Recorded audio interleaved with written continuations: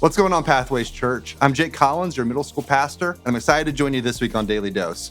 This week, we're looking at some of the most quoted verses in the Bible. You might have even found yourself quoting one of these without even really thinking about it.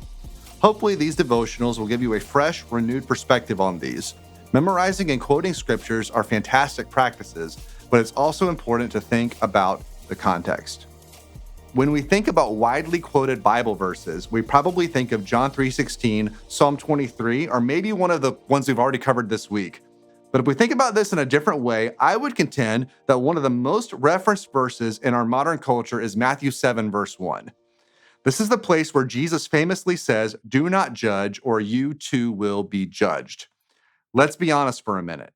Most of us are going to encounter several unfortunate assumptions about followers of Christ in our journeys. Chief among these are that we are hypocritical and unloving, or maybe selectively loving. These words from Jesus are often used to counter believers. Someone might say, "Hey, you can't say anything because the Bible says don't judge." Okay, first of all, it's easy to leave out the second half of this verse, the fact that we will be judged. You might say that this is the spiritual version of what goes around comes around. But if we keep going, we see that Jesus is talking about hypocrisy. He challenges all of us to be aware and deal with our own sin before we try to speak into the lives of others. This gets more interesting if we look over at John 7:24. Here, Jesus says, "Stop judging by mere appearances, but instead judge correctly." So clearly, there is a way to judge that is within Jesus' parameters.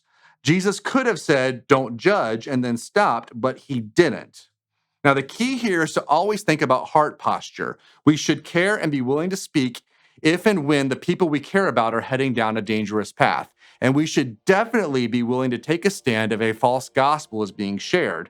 But we always have to remember that we too are broken people saved by grace. Years ago, I asked a mentor for some advice to give in leading a small group I was about to start. He said that we have to learn to speak with 100% truth and 100% grace. That's a fantastic challenge for all of us. That's all for today. Join me back here tomorrow on Daily Dose.